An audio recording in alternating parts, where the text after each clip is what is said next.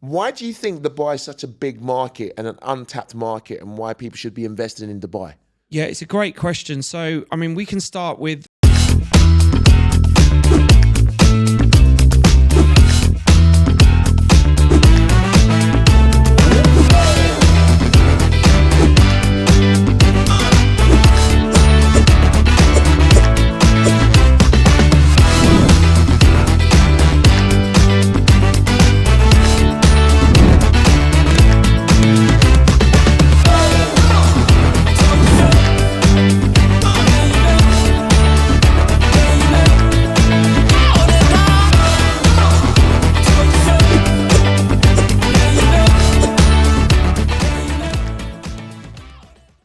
Welcome to Winning Mindset Podcast. My name's Wole Adesemoye, your host, and I'm here today to talk to Tyron Ash. I'm a 5-time bodybuilding world champion. I've traveled the world and trained with some of the best bodybuilders and athletes in the world. I've also competed in a TV show called Last Man Standing, where we lived with some of the toughest tribes in the planet. I think I know a thing or two about winning. Tyron, what is your backstory? Please introduce yourself to the audience listening. Thanks, Wole. Where do I start? I own an international real estate company, Tyron Ash International. Took me a long time to come up with the name. And we specialise in selling luxury property and dealing with millionaires and billionaires investment portfolios in the UAE as well. I have dealt and had hundreds of people work within the business and train luxury real estate agents into basically performing at an extremely high level to sell property. Had a pretty interesting backstory with a very patchy past, and built myself from pretty much nothing to a multi-million-pound business, and here I am.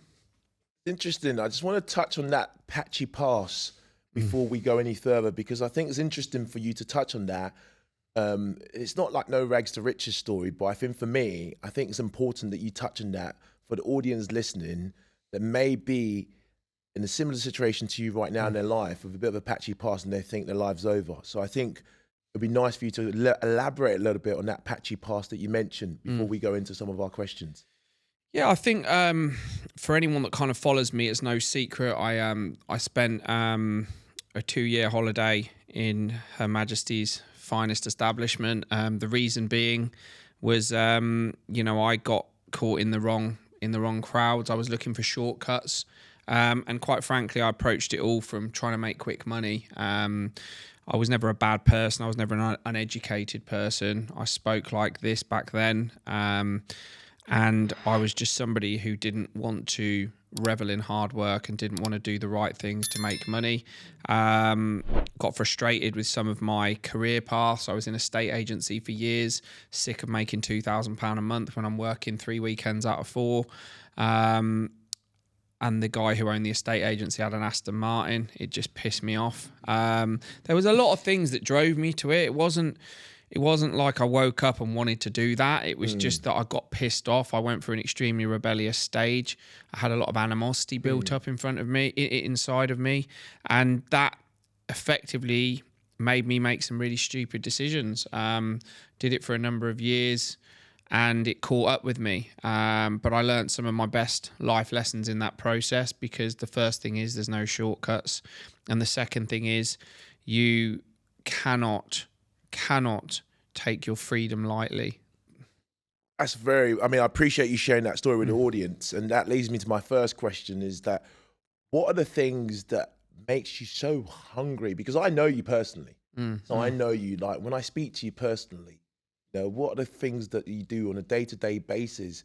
Maybe we can even call them habits that you do on a day-to-day basis that makes you Tyron Ash, this real estate tycoon, that when you look at you and know, like I met you in a gym in London. So when I met you, I didn't know who you were, didn't know your backstory. I just very courteous, hello and goodbye. We chatted briefly, but tell me what makes you so hungry to be Tyron Ash, to try and leave a legacy that's bigger than you. Explain to me, because that's massive. Fear drives me every single day. I am very, very afraid of ever slipping back into old habits that drove me down a path that could have ended up in a lot worse a scenario than it did. It could have ended up in death. It could have ended up in a longer prison sentence. It could have ended up in anything. Fear drives me every single day, because if you don't have fear, then you're not doing anything that's worth doing. I mean, there is fear in everything, and the fear of going back to that scares me so much in the morning that I get up early and I attack the day like there is a hungry, bloodthirsty wolf chasing me, and I have to make sure that by lunchtime I've hit something that I need to have hit, and by the end of the day I've made progress forward from further forward the night before that I went to bed.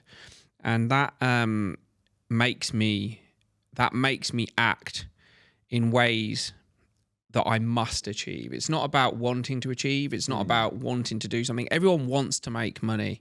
Everyone wants to be successful. Everybody. There's a reason people buy lottery tickets on a Saturday.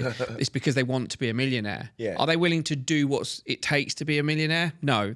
They'll settle with spending £1 of their £1,800 a month salary on the chance that they can become a millionaire. And the funny thing is that, you know, it's not the winning the lottery that attracts me. It's the process that I'm obsessed with. I love the struggle. I love having to find the solution to the next problem. I love having to achieve. I love being responsible for myself, for people around me. I love the fact that the goal is greater than what I want.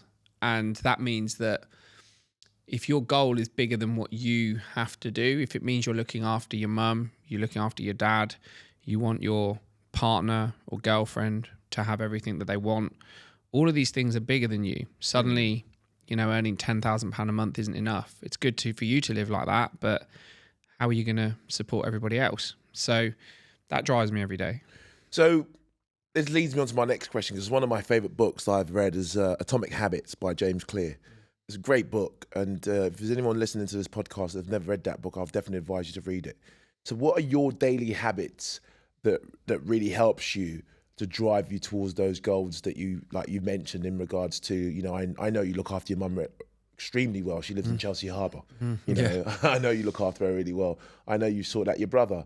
You know, he works for your company, Reese Ash, as well. So, you know, they're the two things that I'm aware of. But what are your sort of like 3 daily habits? If you was to give 3 daily habits that you do on a day-to-day basis that makes you successful, what are they? The first thing is my health and fitness. So I closely align health and fitness with being successful. So if you have the discipline to get up on a cold morning, okay, I'm in Dubai, it's not so cold anymore, but cold morning or a morning that's early, get in, thrash out your cardio, thrash out your weights, eat clean, do the things that are going to make you better so you can perform at a higher frequency, a higher vibration. That takes discipline. That's the first thing I do. The second thing is I organize my day to the minute. I have my haircut in there. I have the time I've got a meeting. I have the time that I've got a face-to-face meeting. I've got the times that I've got my Zoom calls. I've got my client meetings. I've got catch-ups with the teams. It's all in there, minute by minute. I have my day sent to me first thing in the morning by both my PAs. And then the third thing is, which is the ultimate habit, is you've got to work fucking hard. The thing that people... We're in a life and... we're in a life of automation. We're in a life where everybody thinks there's a shortcut now. Everybody thinks that if you download this app, you can do this faster. If you do this, you can get it quicker. And yeah, while that, evidently is true, it's not going to make you make more money if you don't put in the hard work. So for me, I'm always working on how we can automate the business. We are a very digitally driven business. Everything is at the touch of a button. Meetings are done via video calls and Zooms. Updates are done through groups and WhatsApp groups and all these different things. The CRM system is all linked to one central place. So everything is automated, but none of it matters unless you work hard. And that is the thing that I will never, ever compromise. I don't care how much technology is involved. I'm a workhorse. I love that. I really love that. First thing first is I put a post up on my Instagram today, and I touched on it. And, we're both wearing beautiful watches. You know, we have a love for, flash things, as we can call them. You got a beautiful watch on your wrist there. I've got one here. But, you know, anybody can walk into Rolex and buy a watch. You know, I know you've had a Lambo in the past. You know, your brother drives around a Ferrari. Anybody can go into Lamborghini and go into Ferrari and buy a car. You know, depending on what model you want. Yeah. They're definitely on different Depending price on what brackets. relationship you have with the dealer and what model you want. But nobody can walk into a gym and buy a body.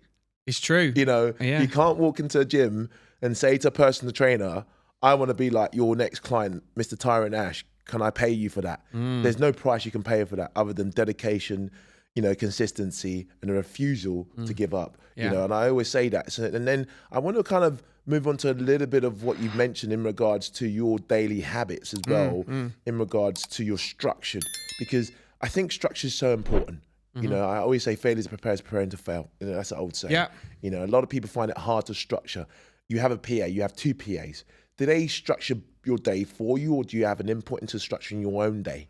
Yeah, so a lot of the structure that goes into my business and into my daily life is actually about what is dollar productive activity. So I will get dozens of messages a day through email, through different social media platforms, through even potentially WhatsApp if people have my number, and they'll say, I want a meeting on this. Can I speak to Ty about this? Can we have a chat about that? And there are 75% of those things that the answer is going to be no. My time is extremely valuable, and if I don't see that there being a dollar productive activity involved with that and an outcome that is going to benefit the person who wants the meeting, myself, the business, the people involved in the business, then I won't have the meeting. So there is a prioritizing structure within that structure. The second thing is it's got to be organized in a way that I can do the things that I also want to and have to do. For example, I could have my meetings booked in from 7 a.m. I will not have a meeting in my diary until 11 a.m. And that's because the first 2-3 hours of the day are for fitness only. Fantastic. Everything else can wait. Now, I do work till midnight, 1 a.m., but I need to get my 8 hours sleep. I'm not one of these crazy guys who can run on 4 hours sleep, 5 hours sleep. I need 8 to 10 hours. And then I can perform in the gym. I can give it my 110% focus. It's blocked out in my diary as an appointment every morning. And then the appointments will go in, and then I'll do the meetings, and then I'll do all the structures and all the stuff that I need to do as a business. Yeah, that's amazing. Really, really good. And I think structure for me is important. I always say if you structure your life, you know, everything else will fall into place. Absolutely. But success doesn't happen by accident. You know, you're a very successful man. You know, you live out in Dubai now. You know, I just asked you about, do you have a car? You said not till I hit 1 million in revenue. And I thought that was quite interesting. You have such a winning mindset. And this is what this podcast is about. And I really want to touch on, you know, what's your definition of a winning mindset? I think I can define this really quickly. So if you can imagine, I was in Chelsea, so I'd achieved what I thought was everything to achieve. I'm driving around in a £250,000 car. I'm basically drinking champagne for breakfast and steak for dinner every single night. I'm partying in Mayfair, dropping £2,000-3,000 in a club 3 times a week. I'm doing whatever the fuck I want, when I want to do it, at what time I want to do it, with whoever I want to do it with. That is, for me, I think I even read that somewhere, that is like the definition of success.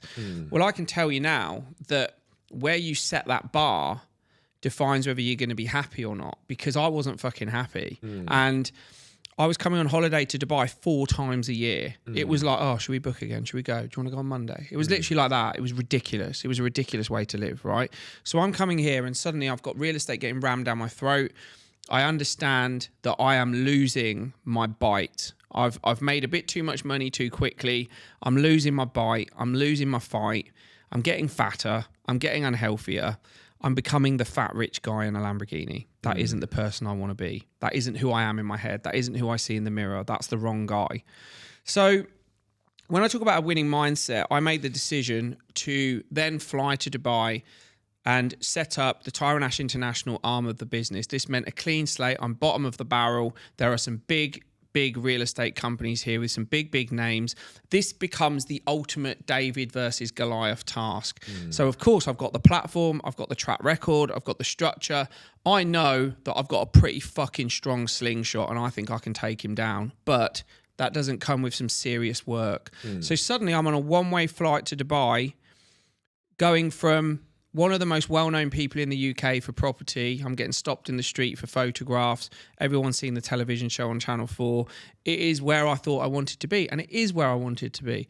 But it's not enough, because I believe that I have the tools and the business has the tools to come from underneath and cause a lot of problems in a productive way for the Dubai real estate market. I've seen the holes in the industry. I've seen the holes in the structure.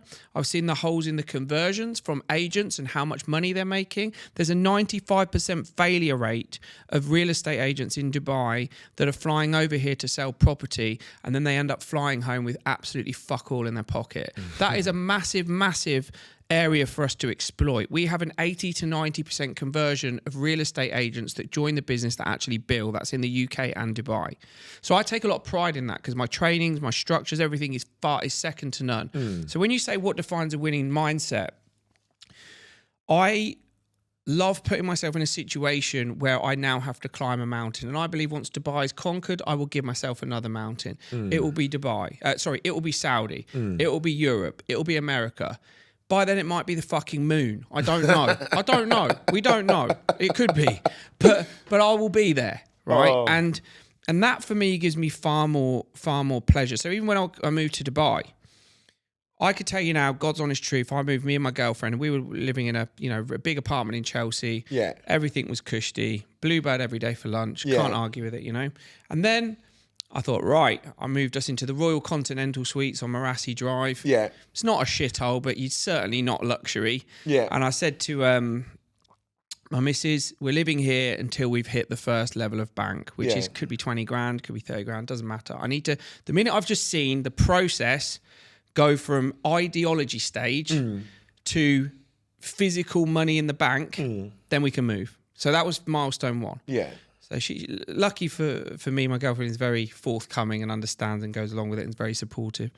If she was far more materialistic, then we'd probably have had an argument. So that got done. We moved into a better one bed. So we went down the road into a more plush one bed. And then I said, right, now we've got to hit the first £250,000. Once we hit that, then I'll move us into a penthouse. Yeah. So I went to work. We hit the first £250,000. I moved us into a penthouse overlooking the Burj Khalifa. So what I'm saying is, my mindset is not. I could have put us into a penthouse in day one, but I need to feel the burn. Yeah. I needed to feel the sting. I needed to feel the pain. I needed to get up in the morning, my eyes open. I go, what the hell am I doing in this shithole? Get me out. Get me out. I'm out. I'm out. And that's what my brain is. So like, I know you asked me, so, have you bought a car yet? And I said, no, I haven't bought it, because until I hit £1 million of revenue, that's pounds, not dirham. When I hit £1 million of revenue in the Dubai business alone, then I'll buy myself a Rolls Royce Dawn or something like that. Yeah. But that is I don't need a car. The only place I go to is the gym. Yeah. And then I'll work from anywhere that I need to. And there's plenty of lovely little cafes opposite where I live. I can walk over. So that's my winning mindset. My winning mindset is that I will not give myself things unless I've achieved them. I have to achieve it. Yeah. I like that, because I think it's very similar to like Milestone and Fitness. It's like, when I get a new client that joins me and they say, I want to drop, 10% body fat, I want to drop, 10 kilos or 20 pound in body weight. It's very difficult, because it's like the analogy that I always use is, if I give you a whole steak and say you got to eat that whole, it's going to be very difficult for you. But if I break that steak down and cut it into pieces, it's going to be very easier to digest, and you can consume that a lot easier. So I think the way you set yourself goals to here, not only does that motivates you, because now you've got to get to where you need to get, because it's not a finish line, but it's almost like a point that you get to where you get to the next level. I think it's like almost like you're getting elevated to the next level. Yeah, I think the funny thing is I don't think there's ever going to be a finish line. I think that what I become obsessed with is the struggle. So I will always make it harder for myself. It's a little bit like, let's use fitness as an analogy. If you take a client who is really overweight, unfit, unflexible, prone to injury, the session that you're going to put that client through is going to be far, far different from, say, if you said, Ty, I'm taking you for a session. Yeah. I've been training 2 hours a day. I'm a bit of a machine. You're going to start doing a lot of drop sets. You're going to start upping the intensity. The weight's going to go up, all these different things. So what I'm getting at is that, you know, for every level, there's another devil. Yes. And that is what achievement is. Because funny enough, you do it to your body. You're in incredible shape.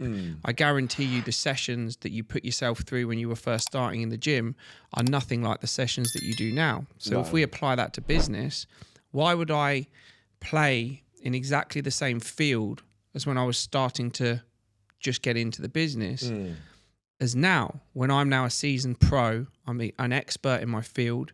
I know how to train people to earn £250,000 plus a year. I can scale it out at an alarmingly quick rate. So why on earth would I be rewarding myself when I've not hit the next level? So I have to make sure that those milestones are hit. And I'll tell you what I'm doing. All I'm doing is making it harder for myself. That's all it is. Because I love fucking making it hard. I love being pissed off. I know it sounds weird, but I love thinking, why have I not hit that? Why have we not done that? I'm not going to go make myself feel better by buying a Rolls Royce. I haven't earned the Rolls Royce. Yeah. You said £1 million. Yeah. So get £1 million. That's what I've got in my head. You said £1 million, so get £1 million. Not 500,000 and now go and buy it. You said $1 million, so get $1 million. That's what I said to my girlfriend. That's what I said to my friends. And that's what I've said to everybody else. It's £1 million. Well, luckily we're going to hit that next month. So next couple of months, I should have a Rolls Royce. That's amazing. I just want to touch on your comment that you made in regards to there's no finishing line. And we're in Dubai right now. And one of the quotes by Sheikh Mohammed was, in the race for excellence, there's no finishing line. Yes. And that's one of my favorite quotes. What a great quote it is, because we all want to trace excellence. We all want to trace perfection. Again, another one of my favorite quotes is by Vince Lombard. It says, perfection is not obtainable, but if we trace perfection, we might catch excellence. And for me, I think me and you are a living proof of that physically in what we do, because, you know, I think when I look at you, you always strive, you apply what you've learned in business to your fitness. Absolutely. Now you do. Yes. Because that's what I see in you. The everyday Tyrone that's killing it in business, that's driving around. I saw you in your Lambo, you know, and you've come to Dubai now. You've applied what you've learned in business to your fitness, and that's why you're able to crush it. So who has been the biggest influence for you personally and in business? Because I think the person you are today, who has influenced you the most and has led you to the path that you're taking today? I think on a fitness aspect, definitely my trainer out in Dubai, Kathy's been immense. He's pushed me to limits and made me make responsible decisions. I was a casual drinker before. I now don't drink. I take my diet extremely seriously. I'm accountable every day. And he's exceptional at what he does. And I think having an influence, I've always said, even in my own kind of clips and podcasts, is that everybody should have a coach. Everybody should have a coach, especially when it comes to health and fitness. I know you're coaching my brother at the moment, and you're doing, and I've just seen the shape he's getting in. I kept saying when I went back to the UK, I said, get Wole to coach you, because I know you're going to get him in immense shape. And then I saw his progress go up, and I was like, I messaged him. I said, you look fantastic. That's good. He needs that, and it's brilliant. And so when you have that influence of an expert, then, I wish I was an expert at everything, but I'm not. When it comes to business, the weird thing is that I wish I could tell you that I had a really strong business influence from one man in particular or one person in particular, but I haven't. I think that one thing I've done is I've had a relentless desire to improve in business. And so when I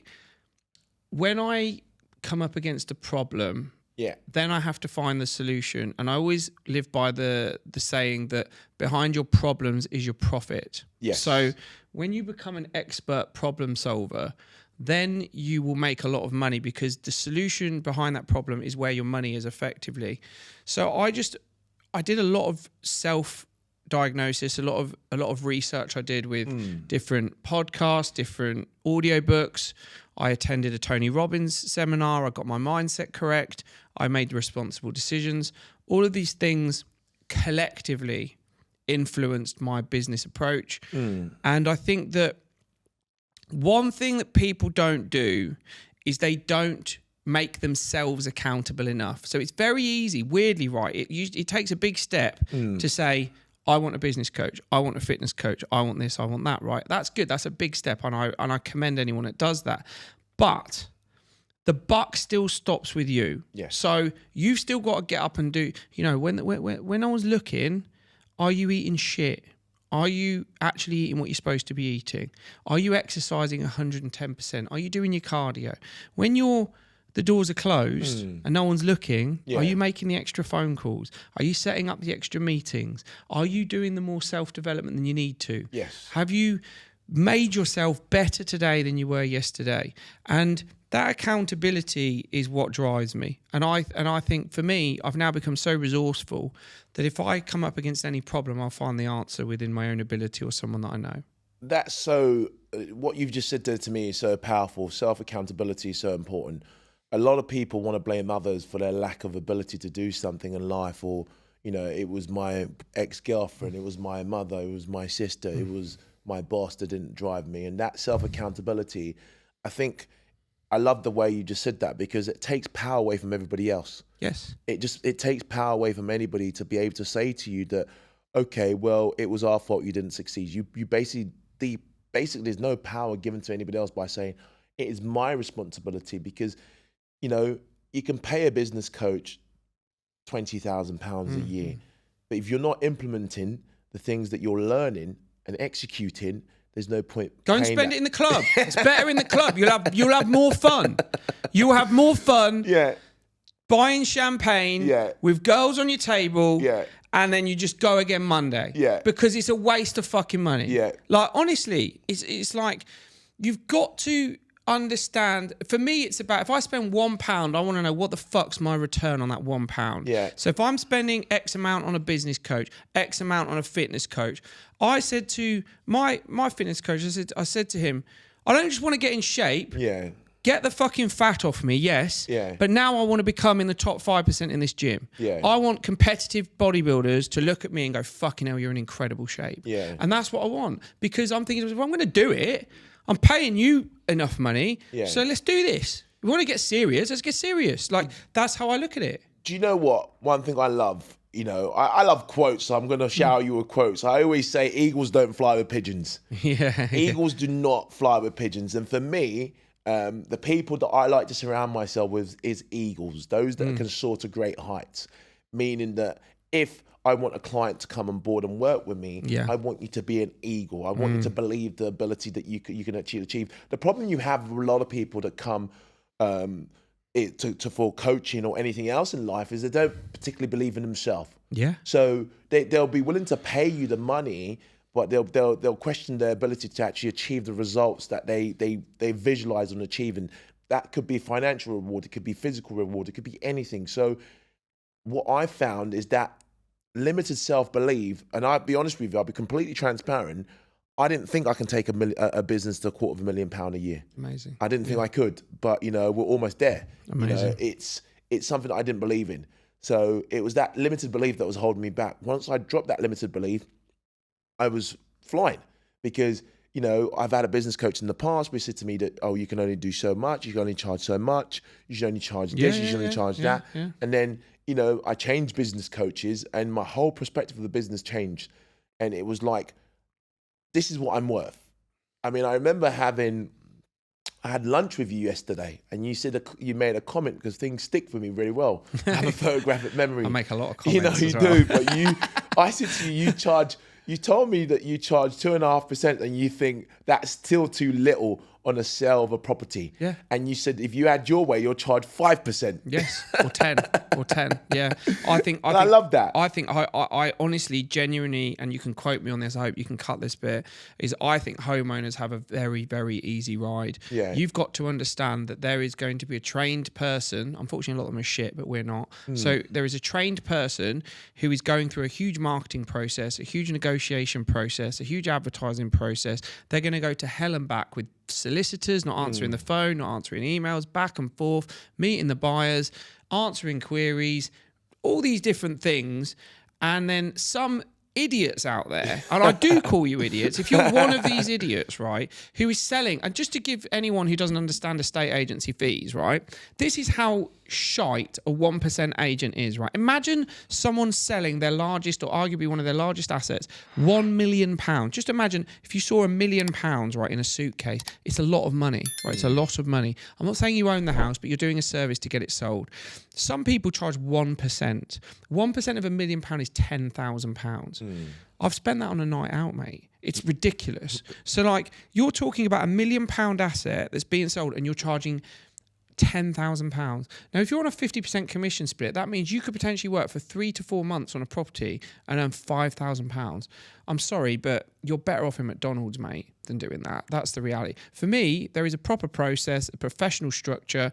There is an expert dealing with it. You should pay top money for it, and you should thank them for doing that. For me, 2.5% is 150% above the average sole agency fee in the UK, and that is our average fee across hundreds of properties that we sell in the UK. I think it should be 5%, but you know, that's just my view. I think that the service we provide is too long-winded, it's too in-depth, it's too skilled, and I think that you should pay that. And I think if you're paying £50,000 to someone who is selling you your £1 million house, I think that's very reasonable. I love that. I mean, the confidence that you have in yourself as an individual is infectious. For me, I love people with confidence because, you know, if I come to you and you're saying, well, I think I can get your teeth right and I'm going to pay you £10,000 to put some veneers in my mouth, I'm going to think twice about coming to you. You've got to speak with a lot of conviction and make sure that you're going to convince me that you're the man for the job or the girl for the job. So when you talk about, you know, the way you are and how confident you are, that confidence is infectious and is very, very good. What has been the most significant technique, tactics that you've employed that's made you successful today? I think mastery is something that is overlooked a lot of the time. If you want to talk about any reason that you should pay somebody top money for anything, the one thing that they all have in common is they are within the top percentile of their industry. The best footballers in the world get paid the most money. The best doctors in the world, or best surgeons in the world, get paid the most money, and so on and so on and so on. The one thing that they all have in common, even though they're all in different industries, is they deliver a level of mastery that is far above their competitors. So when you are an expert in any field, that could be personal training, coaching, business, real estate, whatever it is, if you expend the time in the self-development, the learning, the mastery, the execution, and you attach that all into delivering, and this is the big one, is a result.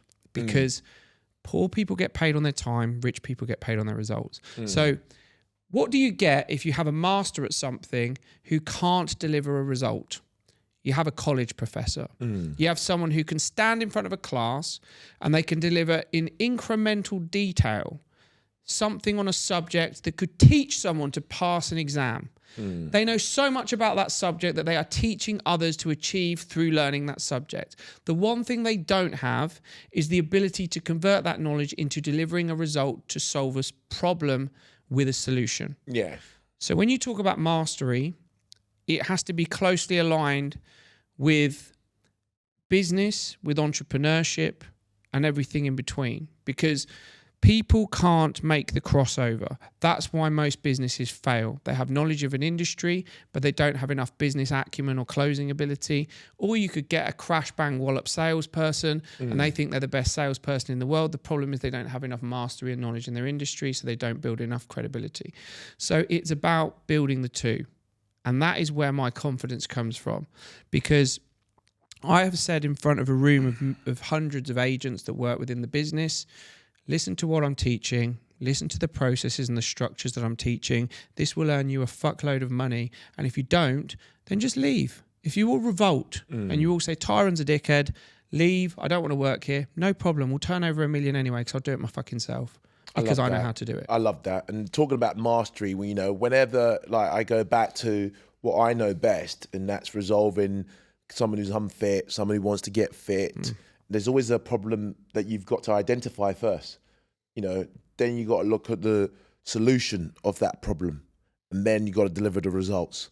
And that's the same for real estate. You know, the problem is this person wants to sell their house, you know, and you're the master, you know, and you're going to help them sell their house. And the results is you're going to deliver the maximum value, valuation and payment for their property. Yeah. So I think, you know, what you touch on is very, very good. It's very interesting. I just want to touch on Tyron Ash, estate agent, or international, shall I say, estate agent.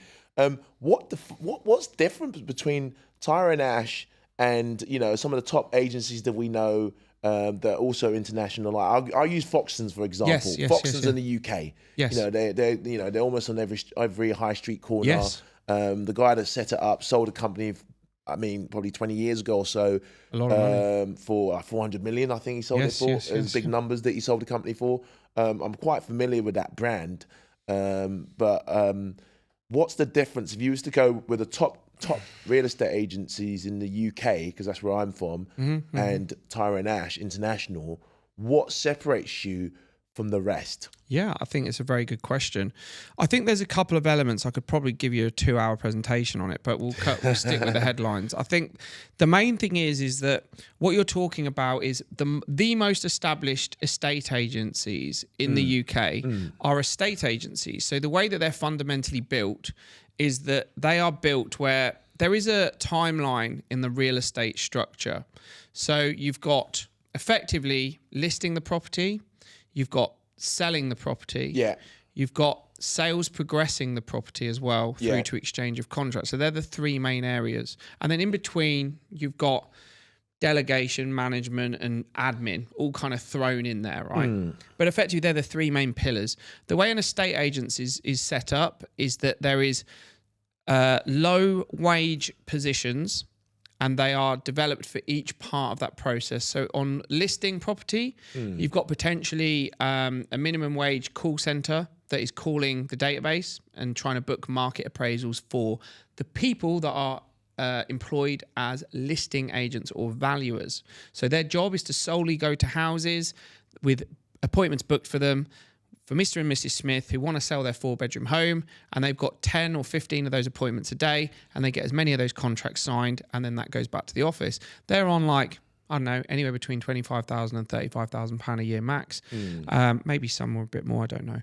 Then you've got the sales process. So when that property goes to market, you've got a listing process. Then you that needs to be sold. So the sales negotiators that are the lowest earners in the business, they're the ones that are on 12 grand a year salary, and they're on X amount of commission, and they've got to make 100 phone calls a day and book X amount of viewings. They've got to get it sold. Once it's sold, it goes to the sales progressor, and they chase it through to exchange of contracts. The reason I've just explained that timeline for you is because, yes, a company like Foxtons or other estate agents, don't need to single them out. That is how they're built up. What we are built up on is we've got a centralized structure through Tyron Ash International. So we are one international brand that is associated with luxury property. But you will have a dedicated expert that, first of all, is in a network of other agents that can all work to sell your home. So a lot of the self-employed models, they all work as singular one-man bands under an umbrella. They'll never do a deal together. They'll never help each other sell properties. We have many split deals done even through the UAE, through to the UK. We have agents, maybe one agent in Manchester picked up a listing in London, does a split deal with the guy in London, and they work together on the property. So there's lots of that going on, as well as the army of agents all incentivized to sell the property. The second thing is the person who's handling the property will manage the entire 360-degree process. So you'll have one point of contact. You will have that person will be an expert. They will help you market the property to the maximum level. They'll help you get the maximum level of traction through all the social media platforms. You will then get the maximum level of viewers through the door. You'll get the maximum level of offers, which they will handle on your behalf. They will negotiate the price to the highest possible level to get you the best possible market price. And they will also chase the lawyers through to get it through to exchange of contracts. You're dealing with an expert that understands the entire process, not a 21-year-old who doesn't give a shit about your house and he's going to earn 200 quid if he sells it. And that's the difference with dealing with an expert. We also are dealing with the luxury end of the market. We're dealing with millionaires, we're dealing with billionaires, we're dealing with people. You're going to have an agent who is not driving a beaten up A-class. You are going to be dealing with an agent that is successful, that is earning 15, 20, 25,000 pound plus a month, and takes a lot of pride in what they're doing as a professional. So when I say what is the difference, there's a multitude of differences. The main thing, though, as we said before, is that it has to be associated with a result. All sounds very flashy, but our speciality is taking property that other agents can't sell on the high street, listing it, implementing it, a serious proper strategy with a proper pricing strategy and a proper marketing strategy, getting that sold and getting it sold for the best possible price that the market can produce. So when somebody pays us 2.5% instead of 1%, that's because you've got an expert dealing with it who's going to get you potentially 10, 15% more in the marketplace. I love that. I think, you know, that just, for me, it takes a lot of digestion to take everything that you said on board and fully understand what you're saying. But in layman's term, you know, if you pay peanuts, you get monkeys. I should have just said that. You know, and that's a simple analogy for me because I love analogies. I just think you get what you pay for in life. Yeah. You know, and I think when you look at the luxury side of real estate, you know, I look at it like the luxury side of fashion. Yeah. You know, you don't go into Louis Vuitton and say, I want to buy that bag. They say to you, it's £3,500. You don't say, it's all right if I pay £3,000 for it. Yeah, I tried it. They don't like it. No, they don't like it. You know, they don't do discount at Louis Vuitton. They don't do sales either. Yeah. But, you know, it's interesting, you know, also while we're on the topic of Tyron Ash International, you know, whilst being out here in Dubai, you've managed to twist my arm into buying a property in Dubai. Why do you think Dubai is such a big market and an untapped market, and why people should be investing in Dubai? Yeah, it's a great question. So, I mean, we can start with the nuts and bolts of where you have bought. So, I think you have bought in an excellent area. You have bought in an area where I know 110%, our agent advised you as well, there is going to be a massive uplift. There is a monorail that's going in, which is going to connect the area that you're buying the investment property in to downtown within 20 minutes. This is going to increase the commuter rate considerably. The area is already one of the highest rental and short-let areas in the entire area of Dubai. So you're already buying into an established, profitable area, and now larger developers such as Bingati, Danube, among others, are all building large projects there because of the infrastructure going in. For me, the art, and I use the word art, the art of investing and buying in Dubai is not looking at ground level return on investment, such as what's the rental yield today. Yeah, of course, you know, you want a half decent rental yield, but what you've got to look at is the infrastructure for the future. What is going to happen in the next 2 years, 3 years, 5 years where you're buying? Because when the demand is higher than the supply, that is what drives the price up. And if there is something fundamentally driving people to that area, and it could be the commuter situation, it could be that there's a new mall being built, it could be that there's a casino going up, whatever it might be, there's got to be some sort of USP that infrastructurally is going to drive people to either rent, buy, live, bring their families up there, whatever it might be, ahead of the surrounding areas that you're buying in. And that is what is key to making money in the Dubai market, which is why you must have an expert that advises you on this. I've heard the problem is there's so many developments. There's a new development being released each week. There are more brokers here than there are probably staff in restaurants. It's nuts, right? So not only have you got to wade through the cesspool of brokers here to try and find someone who actually knows what they're talking about, you've also got to wade through the crowded market of developments being released as to, oh, that looks good, it's got a swimming pool on the balcony. Yeah, but it's in the middle of the fucking desert. Oh, that looks great because it's got this. Yeah, but it's that. Oh, that looks good. What happens is it becomes a minefield. So what you need, for me, and it's quite funny because us as a brokerage, we did just under 30 sales last month, right? Wow. And it's big numbers. And that's, by the way, that's 24 staff. So that's over a deal per person in the industry, in our business. And that is because we are driving people to the areas that we know they're going to make money. We explain to people that we are in this with you. This is not a hit and run sale. It's not, thanks, check signed, off we run into the distance. We want this unit back off you after you've made a ton of money on it to put it back into the secondary market, or you might want to rent it out, whatever you might want to do. One way or another, you've made loads of money and you're going back into the market with us, and we're going to advise you on the next stages and what you should be doing. We want you building a portfolio of wealth. We want you becoming a millionaire through investing in property in Dubai. and you can then enjoy all of the benefits, and we can high five you at the end of it and say, look, told you it was going to make money, bang, bang, bang, and we'll run off into the sunset. It's amazing. I think for me, obviously, you know, I have a lot of, I'm part of a business mastermind with, you know, almost 250 online coaches. Nice. And I'm sure some of them will be watching this podcast or watching the clips from it on Instagram.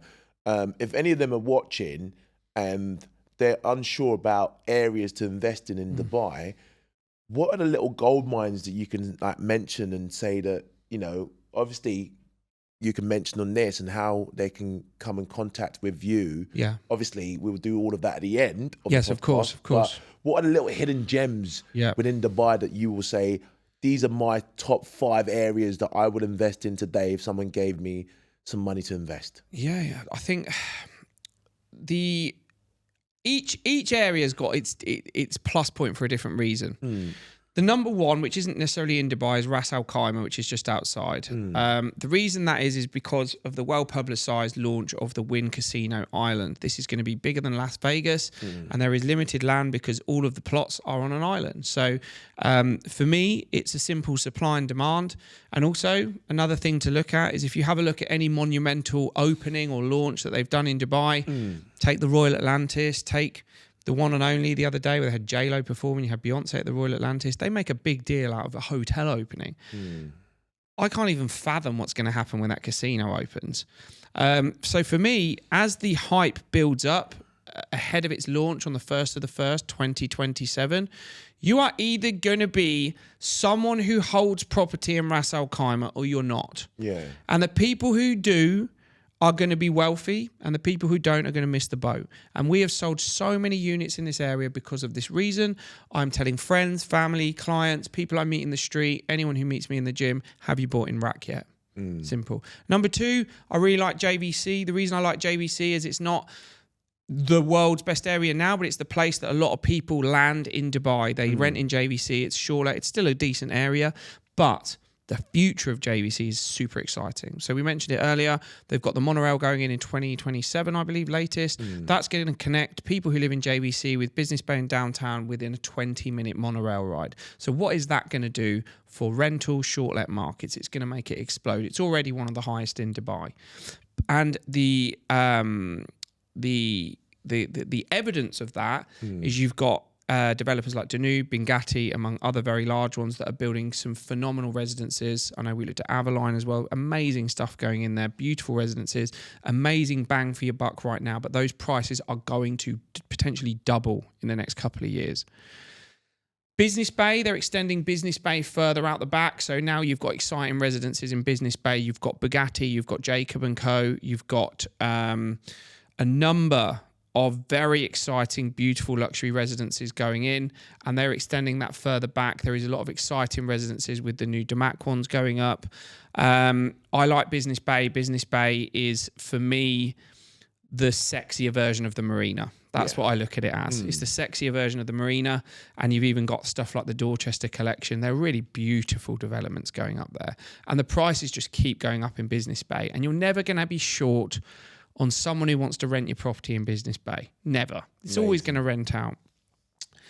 Third, I think I like Meydan. Meydan is more of a family area. I think if you're going to buy a villa, then I think you should be looking at Meydan because you've got close proximity. You've got all the new mall going in. You've got all of that stuff going that side of town. So the accessibility into downtown, into Business Bay, all of that stuff is literally right on your doorstep. Plus, they've got another mall going in that's going to be even bigger than the current Dubai mall. Also, you've got a racetrack there. And the racetrack, of course. Yeah, of course. You've got the existing attractions as well. Meydan racetrack there. Absolutely. And then I think fourth, I really like the look of Expo City. I think Expo City is really good. I think the fact that it followed on from obviously the Dubai Expo, that's a big statement for Dubai.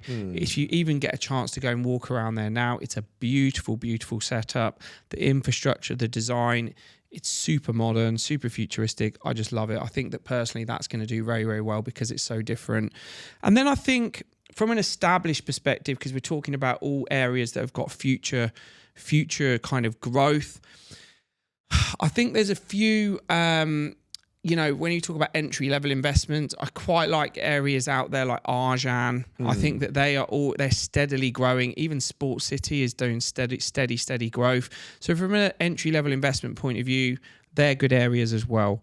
But generally, they're the kind of 5 that I really like. My top 3 is definitely RAC, Business Bay, and I like JVC for investment at the moment. Fantastic. I think for me, when it comes to Dubai investment, I have to go with someone I trust, and that's someone like yourself. And I think trust is very important to me when it comes to investing your money because, like I said, I mentioned it to you yesterday. I'm the most procrastinating individual you'll ever meet. I don't procrastinate about anything else in my life of fitness and nutrition and competitions, but when it comes to money, because when you come from nothing, you're scared of losing it all. And you mentioned that at the beginning, your biggest fear is going back to where you were. See, my biggest fear is going broke or not having any money. Honestly, that is one of my biggest fear in life. And whenever I have money, I have my investment, I'd rather sit there and look at 100K in my bank account than have 100K sitting in a building that's not yet built in Dubai. It's crazy, isn't it? Which is crazy. And I'm just being completely transparent to the listeners that, it's taken guts for me to do what I'm doing out here in Dubai. When people are investing in Dubai, what is the biggest advice you can give them? Because you're like a kingpin over here. Yeah, I think it's a brilliant question because the one thing is that one thing I respect is money. One thing I respect is when I'm advising you, I know you've worked long and hard for your money on some level or another. You've taken the time to help clients, to grow your business, to learn, to study, to execute, to master. All this stuff is attached with money. So who am I to come and say, oh, by the way, why don't you dump a few £100,000 here? It's a big ask for someone unless you've got a legitimate and extremely well-versed reason why they should do it. Yeah. So when somebody is looking into investing in Dubai, you need an expert advising you. And funny enough, there are a lot of cowboys. Cowboys. There are wolves in sheep's clothing. I think that you got to remember that the pressure's high for a lot of brokers, so they just want a deal. Yeah. I somehow some of them have got like my numbers somehow in their phones, and I just get these PDFs peppered through my WhatsApp. They don't know what they're fucking selling. Whereas I'll ring someone up and I'll say, hi buddy, me again. I said, listen, just a quick one. Are you actually in the investment market? Are you open to anything? And they go, well, what have you got? And then I'll say, well, look, I'm not going to tell you about a million different things, but if you invest in this area, I'm pretty much 98.9% confident that you're going to make X amount of return in the next 12 months. At the very worst, it'll be 50, 60%. And the reason is X, Y, and Z. Here's the case studies to back it up. Here's the evidence that we've got. And here's the reasons why. Is this something you're open to because it's about to sell out next week? And they'll go, yeah, I'm in.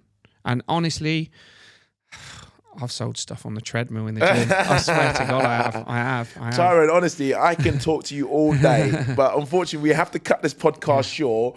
How do people get hold of you? Obviously, I know you're big on social, so how do they get hold of you? What's your social platform, and how do they get hold of your agency if they want to do business with you? Yeah, so we've got Tyron Ash International. At Tyron Ash International is the business one, so that will go through to the business, and obviously you can approach any of our agents and senior agents there. If you want to approach me directly, it's Tyron Ash Official. And yeah, I'm always open to having a chat with everybody, so just send me a message. If the Dubai market or the UK market, you've got a property to sell, or you're even interested in becoming a luxury real estate agent in the UK or the UAE, we are recruiting and interviewing at the moment. We have many success stories of people earning 50, 60, even one lady in the north is going to earn around £75,000 this month. There is some serious money being earned, and we teach you how to be effectively a top 1% £1 million agent. If that's something you're interested in, just drop us a message. If you want to buy, sell, or invest, get in touch also.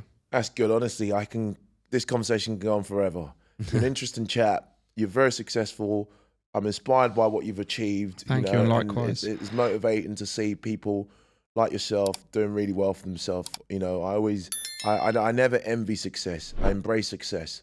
And it's very important that everyone that's listening to this podcast, you want to embrace success. And if I can plug my brain into yours, I would. And get some information out of you to, excel and propel my life. But yeah, it's been a very, very pleasure. interesting And I have conversation. to say, what you've, I've always been a massive admirer in what you do. I think, first of all, you're in incredible shape and you've helped others do the same thing. And I certainly think and advocate, whatever you're doing, I know what you're doing, but you're doing it exceptionally well. And I think there's a reason that, let's face it, there's a lot of trainers, online coaches, people that are struggling to make money. That is common knowledge. And the fact that you're doing and embracing and breaking $250,000 plus a year, and you're going to smash through that in the next couple of years, that's testament to a very difficult industry, and that shows that you know what you're talking about. So hats off to you. Appreciate that. That's a big, big compliment coming from a guy like yourself who's making what I make in a year and a month. Don't put it like that. Do you know what I mean? Making what I make in a year and a month. But guys, listen, thank you so much for listening to the podcast. If you like this podcast, I'll definitely say, please, please, please share it. If you'd like me to interview anyone specifically that you like, let me know. I'll get a hold of them. If it's from Ulysses, my friend Ulysses, Simeon Panda, those are well known within the fitness industry. If you'd like me to interview them, please let me know. Share the podcast. Make sure you share the love. God bless you. And let's all get swole like Wole. Love it. Thank you.